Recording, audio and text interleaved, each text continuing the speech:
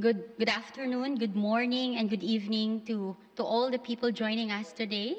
We're so excited to introduce to you this panel. I'm Cherry Atilano. I'm joined actually by a fellow moderator, Bonolo Monte, of Managing Director of Maongo Craft. She's joining via Zoom together with other speakers. So this session actually is really about the small, medium enterprises. Food SMEs manage at least half the global food systems and the economy. There are tens of millions of us. It is unimaginable that we will change the food system without SMEs playing their part. This session will explore the remarkable role of SMEs as change makers and how we help them as they make every niche of the food system more nourishing, sustainable, equitable, and resilient. This morning, the summit announced winners of the global competition to find the best 50 small businesses providing good food for all. To give you a sense of the pioneering work of SMEs, let's start this session with a short video showcasing these winners and the impact that they have. Please show the video.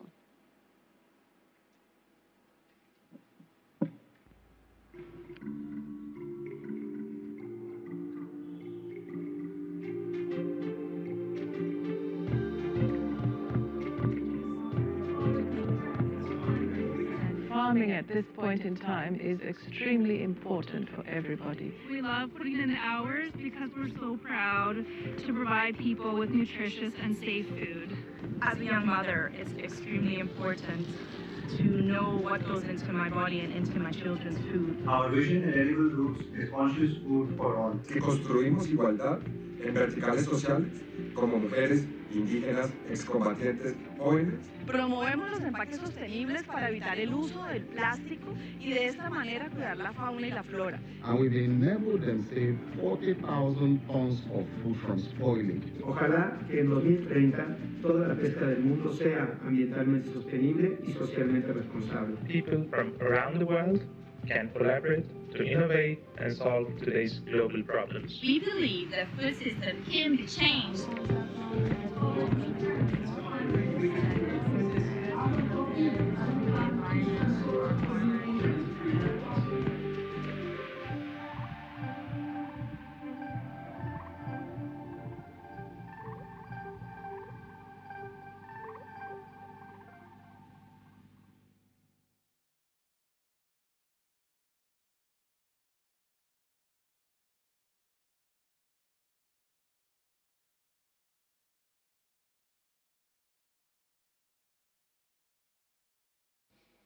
Yeah, thank you so much for that beautiful video. Those are the winners of today's competition. And I now call on my fellow moderator, Bonolo, to introduce the first panel.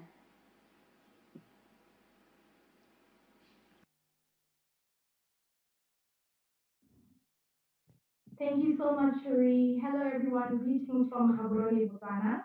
For our keynote remarks, we are joined by Gerda Verberg.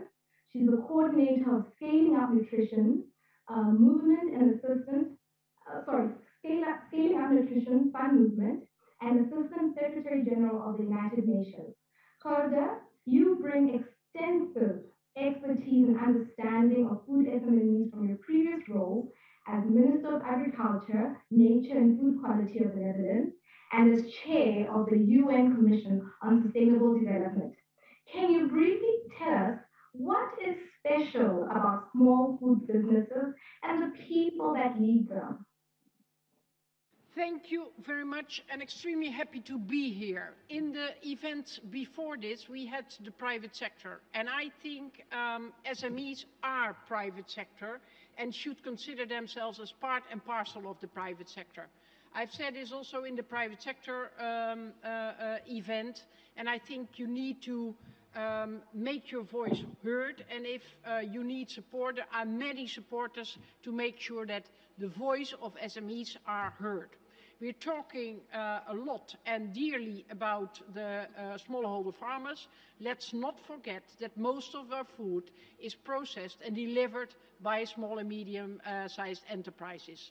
So speak up, speak out, and my experience with small and medium enterprises, SMEs, is that they are spot on, that entrepreneurs want to play a role in being the solutions. We have one champion next to me, but I'm sure there are thousands more who in the lockdown of COVID said, okay, farmers cannot reach anymore the markets. What can we do? How do we unblock the connection between farmers and the market? And by the way, can we organize a cold chain? So knock on the door of mayors, decision makers, etc. And if you indeed use others, please feel free. I would like to congratulate the winners of this competition. They are extremely innovative and creative, and this is needed because very often SMEs have small margins in their profit and they are extremely vulnerable to disruptions. So it is very pity to see that only crises are spurring innovation and innovative approaches so much. I would like to see that also in times that things are looking prosperous, innovation could be speeded up and SMEs could be considered as a bigger or are recognized as a bigger part of the solution.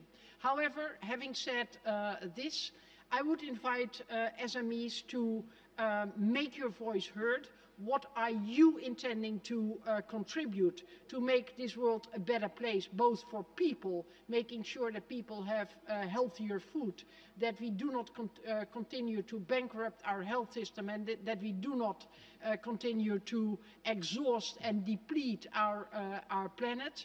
Speak up. What do you need from others, from bigger companies, from the regional, local governments, from the central governments? What incentives, what regulations do you want and need? Because let me tell you here, we will not be able to make our food systems supporting people's food and nutrition and health, making life more prosperous, meaning creating jobs with a decent income and save our planet, if SMEs are not given the space but also encouraged to be there and play their crucial role to get the food systems we all desperately want to see. Thank you very much.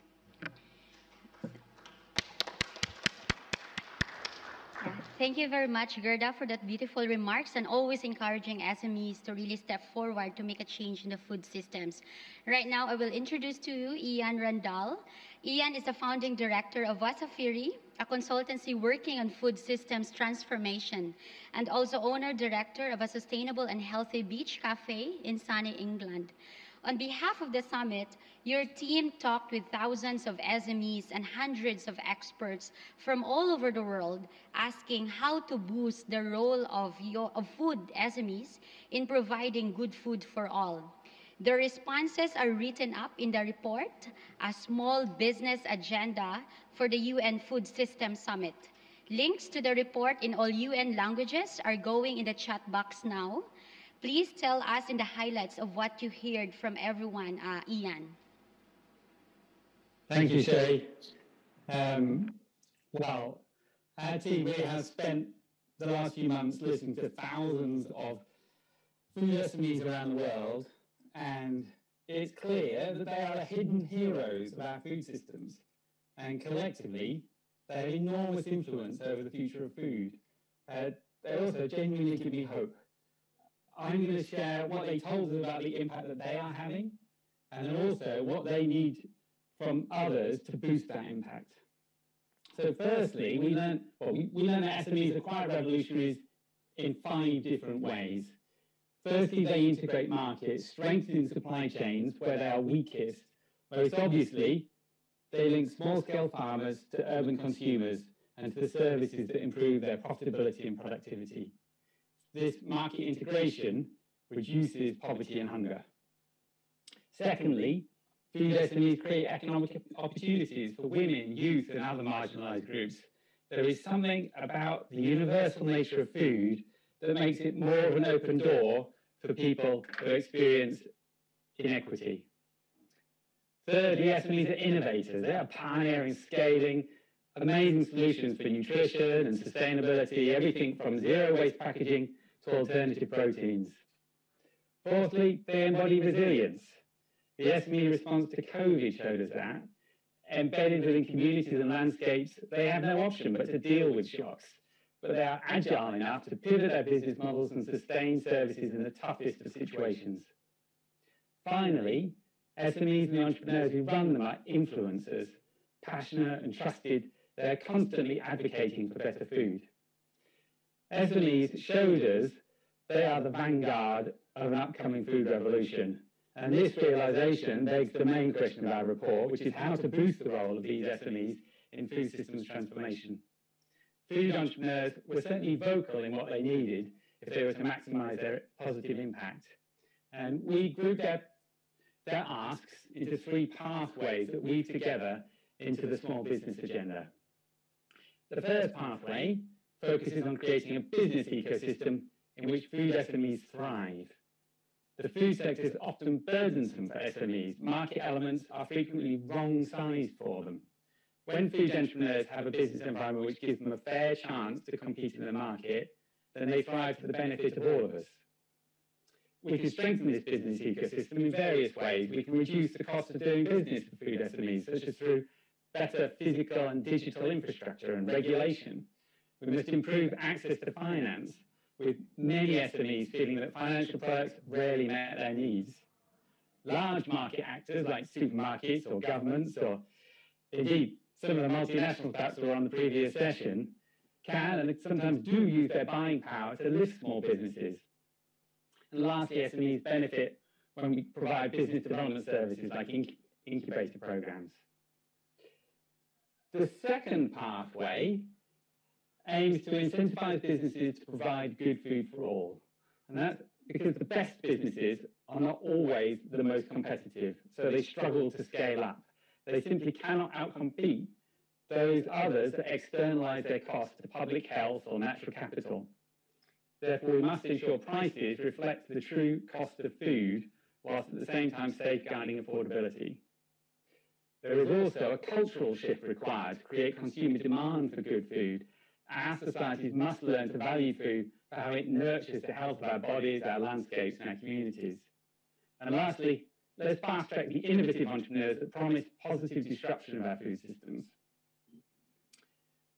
The third and last pathway addresses an underlying issue. We must increase the power of food SMEs within sector planning. Compared to government or large businesses, SMEs are relatively underpowered in their ability to collectively influence decision-making within food systems. This is especially true for women entrepreneurs and those from other marginalised groups. Only once power dynamics change can we expect to make progress on rebalancing food systems in favour of SMEs. We must elevate the voice of SMEs, making sure they are consulted as, for example, regulations get changed. We must help structure SMEs into dynamic networks, because where food SMEs organise together, they are better able to influence and respond to national planning. Overall, there's a lot that can be done to ensure purpose-driven food SMEs are flourishing. And if cross-sector actors can provide that fertile ground, then pioneering SMEs are ready to revolutionise the food system. SMEs are most hungry to see change at country or local level, where it will become tangible for them. As the summit process moves from dialogue to action, it is imperative that we ensure SMEs influence the work to be done through coalitions and national pathways. For the decade of action to succeed, we must rally behind the SMEs that will deliver the future of food. Thank you.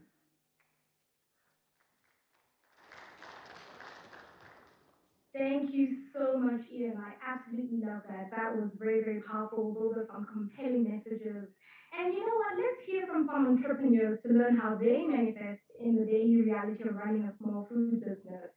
We have 3 of the competition winners joining us to represent their peers and indeed to represent food SMEs everywhere. Congratulations, guys. I'm so excited to have you here. Can each of you briefly introduce yourselves and explain how your company is improving the food system and share what you need to boost that impact? Let's start with Tulsi Giri, co-founder of DV Excellence. Briefly, just let us know. Namaste, everyone. My name is Tulsi Giri, and I am speaking from Nepal. my company, DV Excellence Private Limited, works with the smallholder farmers. By the way, my internet could be a little slow because it's the monsoon time and our farmers have just finished planting rice. So it's a heavy raining out there. So sorry, bear with me that. We work with the smallholder farmers, connecting them with the market. So that's the basic what our platform does. But besides that, what we are trying to bring as vision of the company is to build a collaborative network between the farmers, the consumers, and the small businesses, so that everyone has a win-win voice in the food system, and not that there is one way flow of the food from farmers to market or from input companies to the farmers. So it's like bringing these different actors in one table within the digital marketplace and having their voice, and trying to build a system where everyone can change the local food ecosystem is what our platform is trying to do. At the moment, we work with tens of thousands of smallholder farmers and more than like 3,000, 5,000 consumers and business buyers. So that's just a start for us, as like a young company, 3 years down the line, we foresee a lot of challenges, but still opportunities to work in the market and to contribute to the change in the food systems. Thank you. Thank you so much, Tulsi. That's brilliant. Very excited about your business. Let's move forward to Claudia Barona, co-founder of Plant Pack by LifePack. Please can you tell us how your company is improving the food system and share what you need to boost that impact?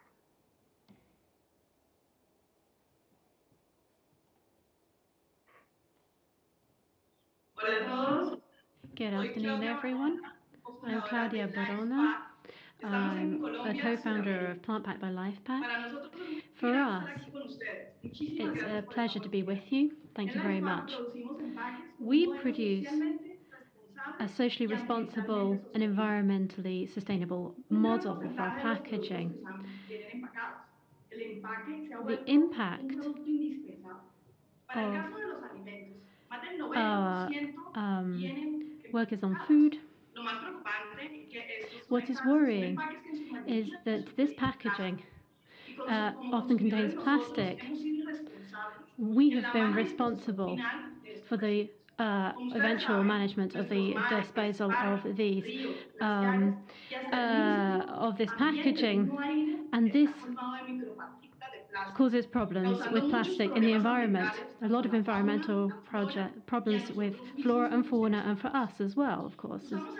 We use plastic because it's cheap, but it's getting out of control. So what we sought to do is find sustainable solutions. We're a small enterprise using a primary raw material from the production of food. A lot of this waste is incredibly useful. It's abundant, and it was considered waste before.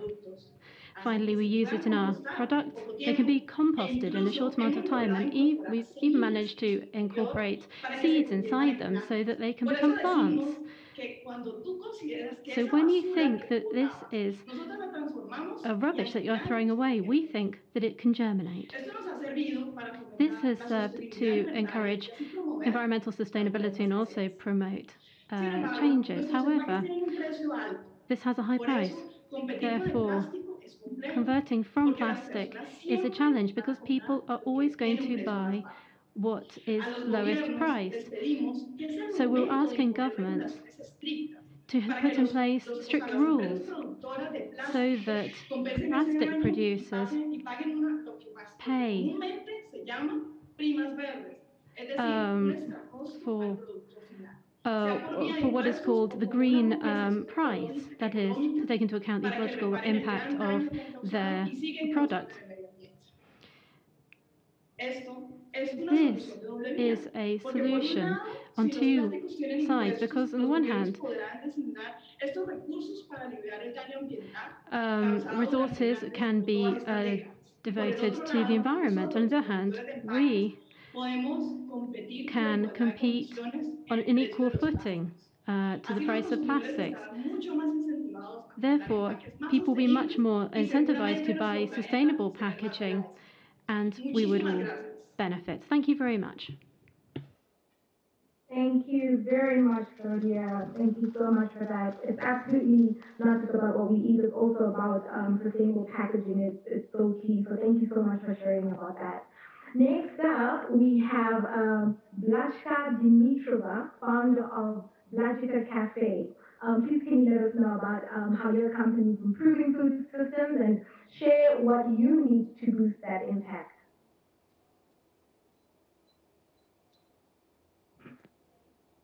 Hi, can you hear me? Yes, you can be heard. Okay. Sorry, I just can't realize why I hear my voice. No problem. Because I'm with two devices. Well, we can hear you perfectly on the side. We're just hearing one voice. Okay, that is great. I just have one question before I continue. Are these my 4 minutes? These are your 4 minutes. Okay.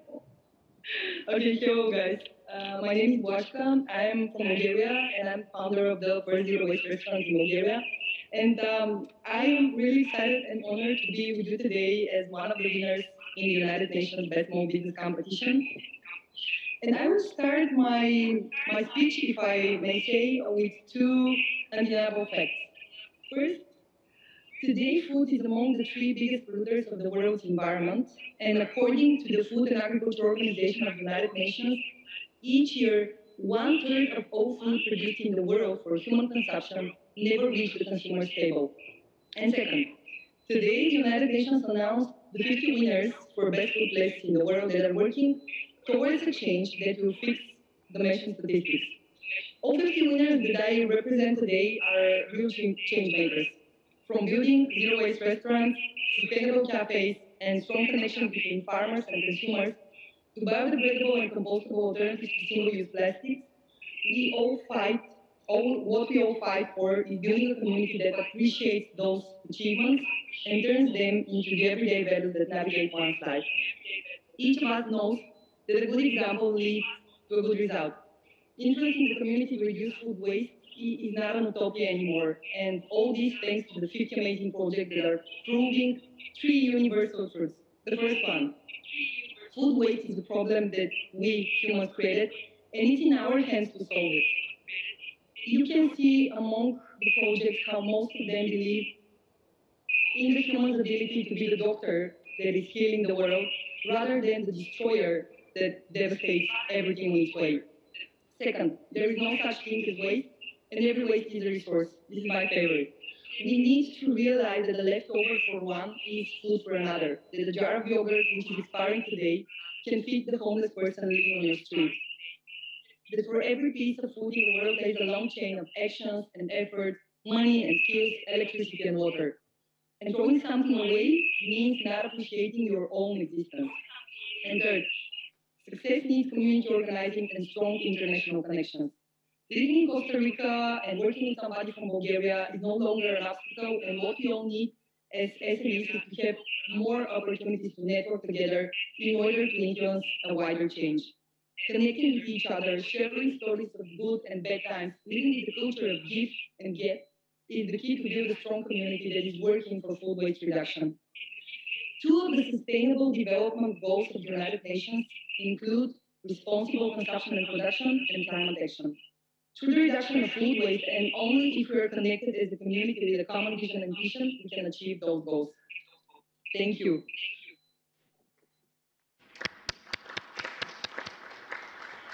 Thank you very much, and congratulations to all the winners and to all who shared. You're so inspiring.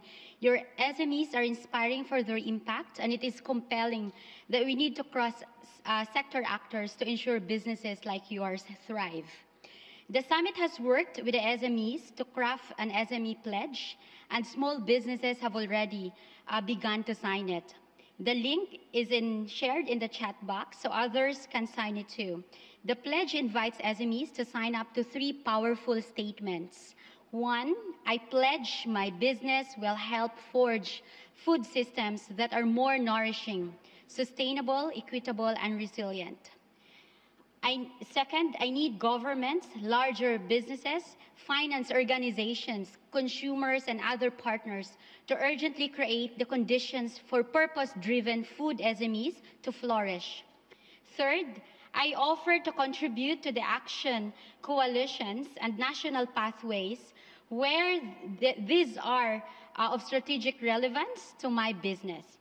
So those are the 3 powerful statements that you can see in the pledge, and hope people there who are joining us virtually, you can click the link and sign up as of the moment so that we grow in numbers. We are now joined by 3 leaders from organizations that will help ensure the summit's word turn into action. Let's explore the last aspect of the pledge, ensuring we integrate SMEs into the next decade of action to change the food system. Please, can you introduce yourselves, share the role organizations will play in food system transformation, and where you see opportunities for integrating SMEs into the work. We can start with Mr. Jenny. Jenny's not here. Okay, I think we'll go with Erin. Thank you. And Jenny is now here. Thank you. Jenny, the floor is yours. Yeah, we can hear you clearly. Thank you. Hi, everybody. It's a great honor to speak at this event. The United Nations Food System Summit is humanity's unprecedented effort to transform our food systems to healthier, more sustainable, and more just production and consumption patterns, and is expected to have great impact for the years to come. My name is Jian Yi, founder and president of the Beijing-based Food Fund of the China Biodiversity Conservation and Green Development Foundation. We focus on building healthier and more sustainable food systems in China. I also served on the core leadership team of Action Track 2 of the UN Food System Summit, and thus had the great privilege to launch the China Action Hub for UN Food System Summit Action Track 2 on February 2021, aiming to build a national hub to facilitate collaborations among stakeholders in China's food system. In the last few months, the China Action Hub has hosted 10 UNFSS China Independent Dialogues with incredible participation. Live streams of these events have attracted a total of 1 million views, great opportunities for those who work in China's food systems to get heard and hear each other, and to get to know the UN Food System Summit and the important topics it touches on. We were particularly privileged to serve as one of the official conveners of the Mandarin component of the UNFSS SME Dialogue and the Global SMEs competition. This has given us the opportunity to see the incredible energy, innovation, and potentials of Mandarin-speaking SMEs across the globe. I wish you were with us earlier today when I was watching the SME Award event of the pre-summit with one of the Mandarin-speaking winners of the competition, whom I happened to be visiting. I must tell you, this award means a lot to them, and is a remarkable recognition for them to do the right thing. China is home to almost 1/5 of the world's population. SMEs provide countless job opportunities in our food system and are pillars of our economy. Their endeavors to provide good food for all must be more widely seen, studied, appreciated, and supported. They are at the core of our efforts to transform to healthier, just, and more sustainable and resilient food systems. The Good Food Fund and the China Action Hub are currently collecting best practices among Mandarin-speaking SMEs in China and overseas to provide good food for all, and will give out awards in September during our national summit. In the long run, we hope to more SMEs in China will sign the pledge, and we will set up a national collaborative to support Chinese-speaking SMEs. Stay tuned. Thank you. Thank you very much, Jenny. Those are powerful initiatives you're doing there in China, and hopefully, the world will be inspired by all the amazing things that you do there. May I call on Erin Fitzgerald, CEO, U.S. Farmers and Ranches in Action. Thank you. Well, thank you. We are super excited to be here today, and I have to say that this session is one of the best sessions so far, because I do feel this sense of action amongst a group of individuals to commit to a larger goal. I do work at U.S. Farmers and Ranchers for some amazing people who get up every day despite the challenges presented, undaunted, unwavering, and committed. Very diverse businesses as well, 30% women, 98% family-owned, often tribal nations as well. These 2 million farmers and ranchers steward 48% of the land mass in the United States. So if we care about land, air, and water, it is these people who are managing these lands and stewarding it. So I get motivated to think about how do we mobilize people into action. In the decade of action, we believe it starts from the ground up, that stewardship fundamentally transforms to make sustainability work, to put those goals into action, and that starts with a decade of ag. We are calling on all leaders to step up and co-create with our farmers in this decade of action. There are three major, it's not enough to have this vision, a common co-created vision by both farmers and the value chain. There are three actions we are asking to transform. One is that we have to think of integrated food systems. Every farmer and every acre has a potential to unlock climate change. These lands are hyper interdependent, often integrated across commodities, aquaculture, fruits, vegetables, and even different watersheds that are shared. Biofuels and fibers that are also grown from these lands. Every acre can be unlocked to its potential. And we have to think about transformative investment. With 15% of the American workforce connected to food and agriculture, we can be a force for transformation of a net zero economy when put to work. We are asking, with 12 trillion investment in ESG now growing at 28%, why are we not investing in our farmers and ranchers to transition this economy? Our farmers need risk mitigation and commitment by the supply chain to weather the storm. Farmers and ranchers are truly facing the chance each growing season. We heard about 9 harvest seasons. 8 out of the last 10 harvest seasons in the United States, our farmers and ranchers have had a challenging time, and that is a universal challenge of many of my farmer groups around the world are here talking about this today. When we say we have 9 harvest seasons left, it means it's a chance for our farmers each growing season to get it right. We need to have rapid data in their hands to be able to respond to climate change quickly, the right information, and comprehensive metrics that we can all align on. And then finally, farmers must be at the table. We talk about baking a cake. Farmers need the ingredients, and we need to set the table for them.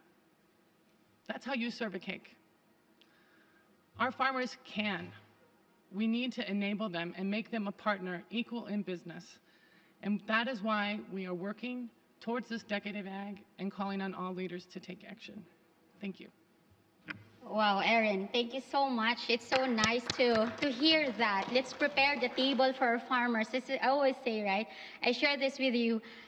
Farmers are not only people who's bringing food on our table, but we need to create a space, a seat on the table, and now you're saying, let's prepare the table for them. That's very powerful. Let's call on Vanessa Adams. Great. Thank you so much to everyone who have weathered the storms, as Erin just said. The Food System Summit has been the last year and a half a sprint. And I say it in all honesty. I'm here representing the African Green Revolution, the Alliance for Green Revolution in Africa. And in AGRA, as we call it, we have actually been focused on 3 primary pillars. One pillar being government engagement. And I say that because we're talking about policy reform, we're talking about an environment in which businesses can actually engage, can grow. We're talking about the criticality of political will, and we're talking about equitable support and access to information. We're talking about protections for intellectual property and for innovation. So the engagement with government and the trust that we build with governments, and in our case in Africa, but I think that's what we're really doing here and demonstrating. So I think that's really the first pillar, without which we're not going to see millions of SMEs and farmers across the world being able to deliver in the way that they really need to. So I want to reiterate, we're not talking only at national level. We've been supporting national dialogues across Africa. Governments are committed, they're at the table, but doing so regionally is extremely difficult. And I'm so eager to support the regionalization, growing markets, and standardization, mutual recognition, some of the really hard language around trade, which again allows for business to really grow and accelerate. And I'm extremely hopeful that in our case, African Continental Free Trade Area will actually really revolutionize what the markets can do, right? Gerda is going to be there with new nutritious foods and supporting her Sun network. The second pillar, again, is what we've been talking about just now, right? Which I want to focus on the farmer, productivity, and in our case, livelihoods. The last session right before us was talking about living incomes. And living incomes at a farmer level, at a worker level, could enable people to stay in their rural communities. With COVID, we've learned that you don't have to all be in urban centers. A lot of people are leaving cities. And we want to see rural communities thrive. People want to stay there. They can get what they need. They can communicate, get the data in time, do the analytics, and really optimize and diversify the land that they're using. And I think that the tools, technologies, and integrated traceability. We talk about traceability as a protective measure. It's a way to stop bad food from getting to the wrong people and so forth. But reverse traceability can be that you grow food and you know who's eating it. Why can't we look all the way to the consumer, and then the consumer have confidence in where their food is coming from? So I think you should be hashtagging reverse traceability all over your Twitter accounts right now. Now, the third point I want to make is about the SMEs. I've been so fortunate to personally meet and work with thousands of SMEs around Africa. And every time I meet a new one, I just want to sit down and spend hours hearing about the struggles they have been through personally. They've borrowed money from friends and family. They have mortgaged their houses. They have put everything they have on the line every day. And we talk about social entrepreneurship as if it's kind of a new, hip, cool thing, but most entrepreneurs are doing social entrepreneurship, and they wouldn't even survive without it. So what are we doing personally in our communities and our businesses to source from SMEs? One of the things we've been working with many partners, and in the room here, USAID is here, Rockefeller is here, and FAO and IFAD, we're working together to create a more integrated, leveraged SME resource platform. And what does that look like? Some of us have networks, some of us have platforms, but if we kind of pool together, and you said it so well, pool together those networks so that we actually can measure the impact and the scale, right? 9 harvests, not a lot of time. And do we know how this is all going to add up at the end of those 9 harvests? How are we going to be able to feed the information back to the ministers of trade, agriculture, ministers of finance, so they know they're getting return on investment for the investments that they're actually putting into these sectors? And so we have to be able to convene and gather that information. Now, PAFO, for example, Elizabeth is here listening, and I know how important it is to create federations, right? Multi-stakeholder engagements. But again, it's really hard to show the aggregate impact. And so we've started small. We have an annual summit. We've built a network of 1,000 women entrepreneurs who are getting support, assistance, training. But all of them tell us financing is too expensive, investments are not coming, the information about markets are limited, and market asymmetry is there. Even the tools about simple things, managing skills, time, finding skilled labor. People are constantly inventing, and solving problems that are already solved in the marketplace. They're replicating and recreating what they shouldn't be doing. You're telling me I'm out of time, but you know what? We need to go into the Philippines and learn from Africa. Needs to learn from what you've done with mangoes, for example. We have rotting mangoes all over. And so many businesses have said we're going to do more processing, more value addition on the ground so that we can employ more people. So we want to see large-scale integrated solutions. And as we said, in September, let's have the big businesses together with the small businesses, together with the financial sector, rather than cutting our conversations into smaller pieces and build back better. We can do it together. Thank you very much. Thank you very much, Ms. Vanessa Adam from AGRA. That's a powerful statement, no? Reverse traceability. Because if you will not reverse traceability, it's always a burden for farmers to follow traceability from a global level. You know, it needs to be bottom up than top bottom. I agree with you. So thank you so much. Last, we'll call on Dr. Manuel Otero from the Director General of Inter-American Institute for Cooperation and Agriculture. The floor is yours, sir. Thank you very much. I'm going to speak in Spanish since it's my mother language and this is a multicultural event. Me encantó el comienzo de la presentación, de una de las presentaciones cuando se hablaba de héroes. Yo entiendo ese concepto de héroe desde el punto de vista emocional, pero mi aspiración es que las zonas rurales se transformen en zonas de progreso, de prosperidad, de generación de empleos, para lo cual los productores agropecuarios deben ser los grandes protagonistas. Y yo acá expreso una definición del instituto que me honro en liderar. Debemos jerarquizar, dignificar el rol de los productores agropecuarios para tratar de transformar ese círculo vicioso de inseguridad, de pobreza, de exclusión, de migraciones, en esta nueva visión de la ruralidad que construye puentes con los centros urbanos. Quería mencionar 3 programas que impulsa el ICA que me parece que son fundamentales para plantear esta nueva visión. El primero, tenemos que impulsar esfuerzos asociativos, tenemos que volver al cooperativismo. Tenemos que entender que en los territorios deben construirse redes de empresas, cadenas de valor.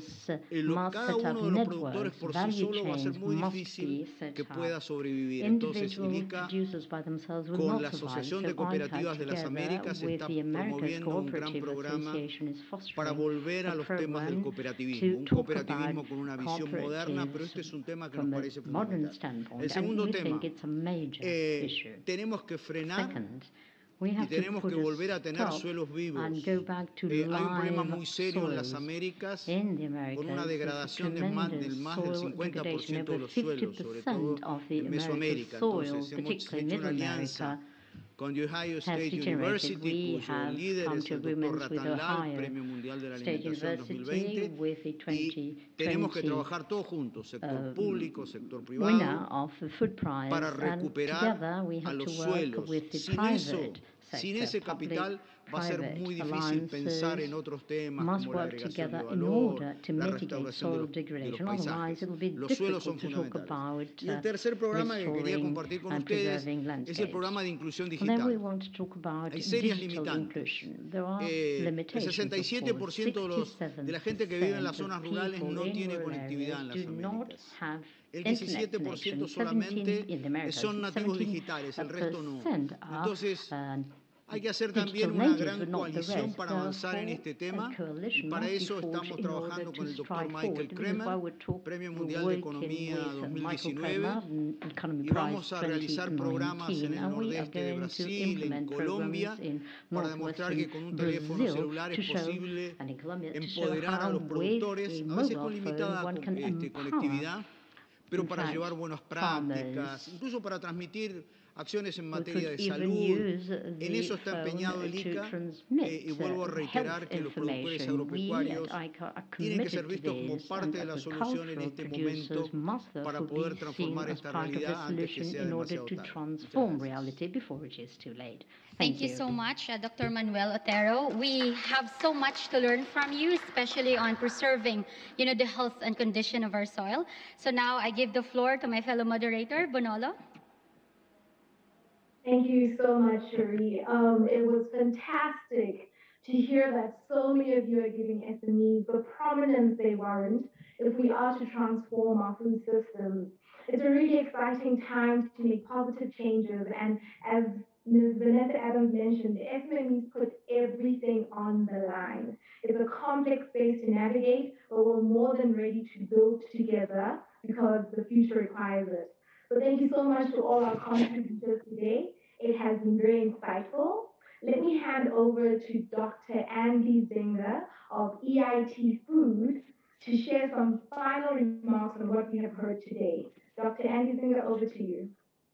Thank you, Randall, and thanks to the UN Secretariat and all colleagues and speakers who have enabled this session to underscore and elevate the vital role of SMEs for the food system.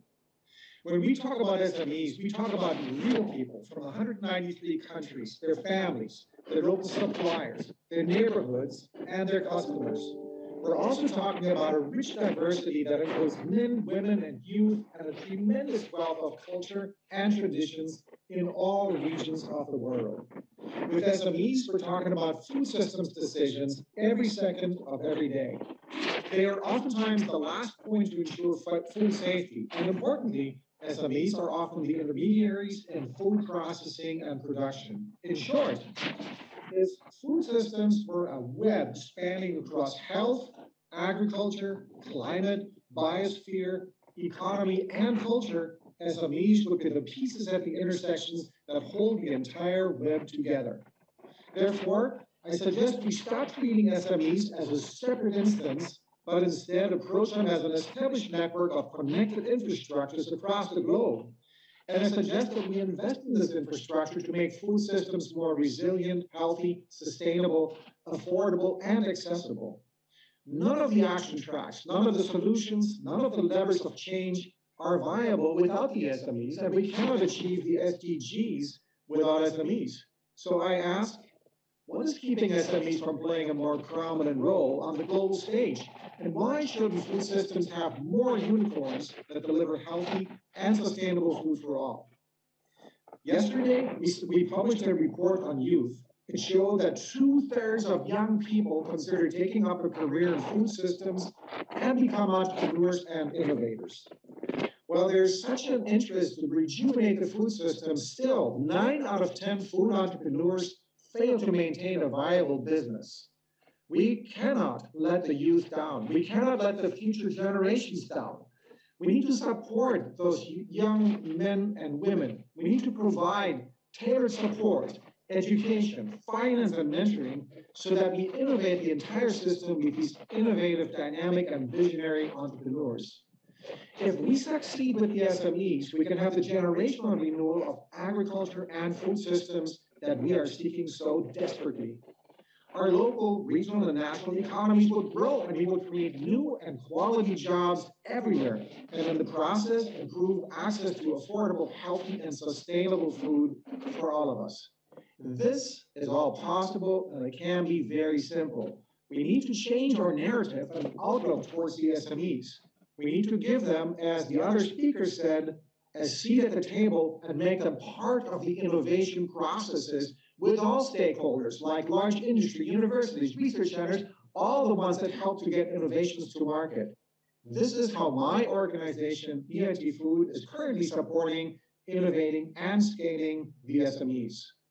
In conclusion, I invite all the actors from across the world sharing this vision for the SMEs to come together, collaborate, and unlock this massive potential for a better food system for all.